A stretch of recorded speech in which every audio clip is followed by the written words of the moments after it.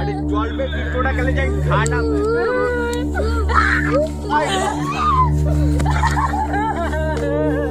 डेढ़ तो मुर्गी बचाया जल खाना में जाए रिपोर्ट लिखवा ना हम खाना में इतना घाटा कराया है हमरा मुर्गी डॉक्टर के मुर्गी का होगल में आग लगे ये फायदा देता है मेरी आड़ी मुर्गी करा डाला तो तेरे सम मुर्गी हमर मुर्गी हमर किलो मारले बड़ा सब बेट के छोटी का ये कौन पर चल उस ना टांग मुर्गी है हम लोग को ने वही हो जाले गनी को खानदान में टोल पर रही पूरा गांव हाला हो गई बा 150 में बचाता आ तारा बाप ये चाहिए इतना घाटा लगल बा चुप बे उड़ा नहीं चुप आ गांव में घुमता आ मास्क का है नहीं लगाओ हम कहते हिया में बीमारी लगई बे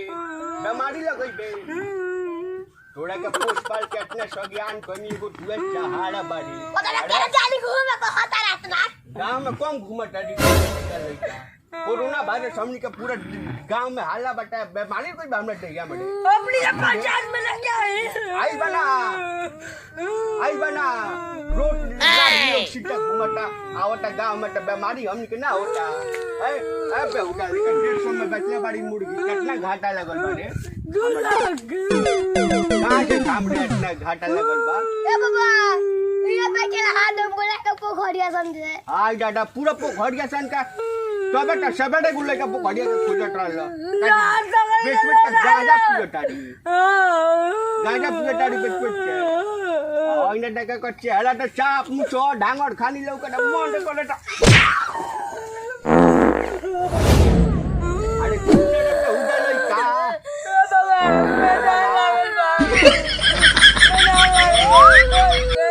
अरे तो मर जो हग में हग का मुर्गी का हग ना डाल लगी बा तो हम का दोनों को लगा के मैं डाल लगा बे हुडा लगा अरे चुप बे हुडा लगा ए बाबा ए गाना सुनानी दे तू सब आई बाप रे बाप ई कोइया छड़े तेरे तार गोलगट मेरा तो ये आई दादा मजाक में कोला बारा हिट चली मजाक कोला दादा आटनी सुनाओ रे बड़ी आटनी सुनाई बसन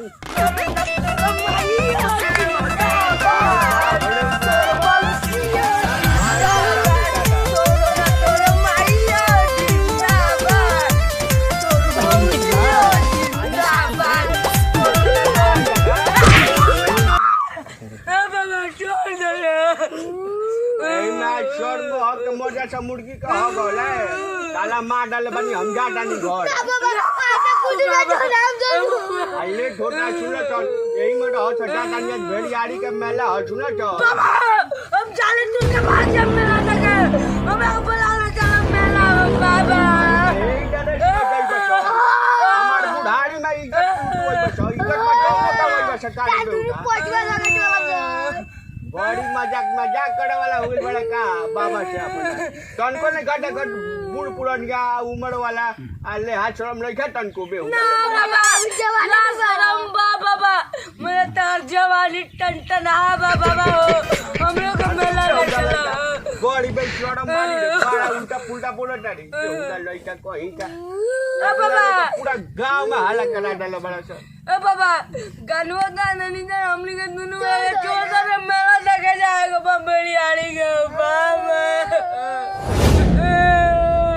टानी ठीक ठाक चुपचाप पड़ो हिसाब किताब बताओ कितना में बचले बाबा 1 लाख रुपया नगद बा 10,000 के उधार बाकी डाल भाई जान और वो शौक भैया वाला ना छटिया गाड़ा दुकान बा बाप रे तुम 3 लाख का मुर्गी का $50 नहीं हो जे फायदा होता हो 2-4 लाख रुपया 7-8 लाख रुपया आ तू हमरा घाटा लगबे का और हिसाब किताब रिजल्ट हम 2 लाख का बेचले आई बाप रे बानी बाप। बेटा पढ़ लिख के नौकरी ना कोई नहीं, गांव के लोग है नौकरी का करबो, इतना धन संपत्ति बा, मुर्गी फार्म कोनी, अब कौन करम करी, एक बेटी चोट लगी इन पे हुटा लइका। बाबा कुंगड़ा का खेत बचाई मने एक बेर और मुर्गी डलाई। आई बाप रे बाप, ये करम करी बुढ़ारी में, पढ़ के नौकरी ना कोई नहीं। तो कौन करन करलाई। आई दादा पढ़ के हुटा लइका बड़ा सौ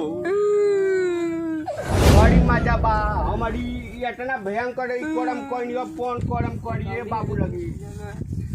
ए बाबा मुर्गी बा। सलाम अलैकुम। अरे बाबू तू के हुआ हो? ए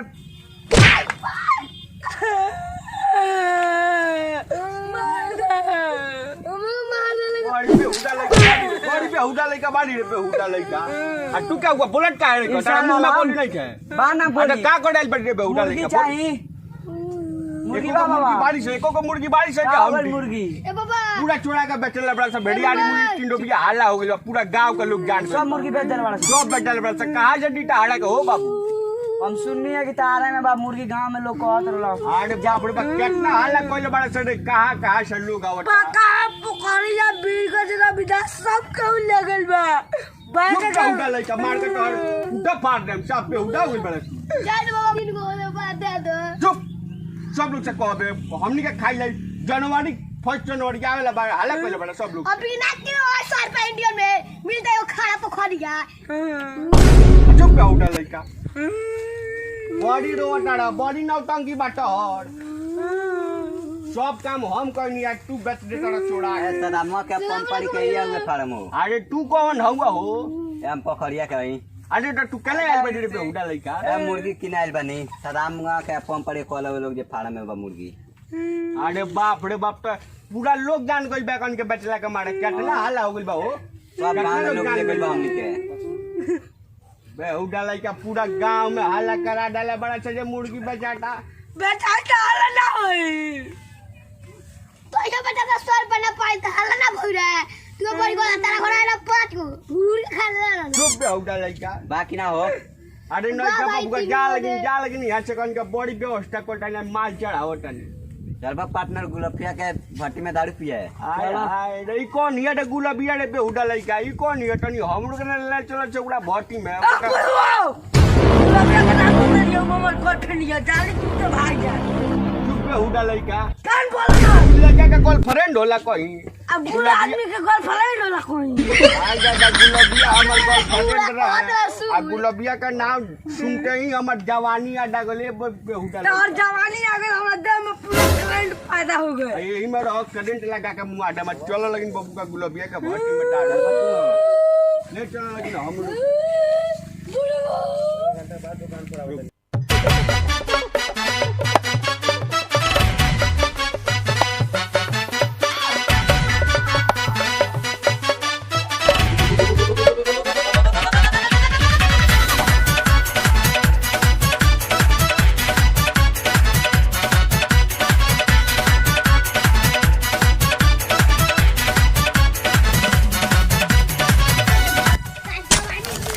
Subscribe now and press the bell icon. Never miss an update.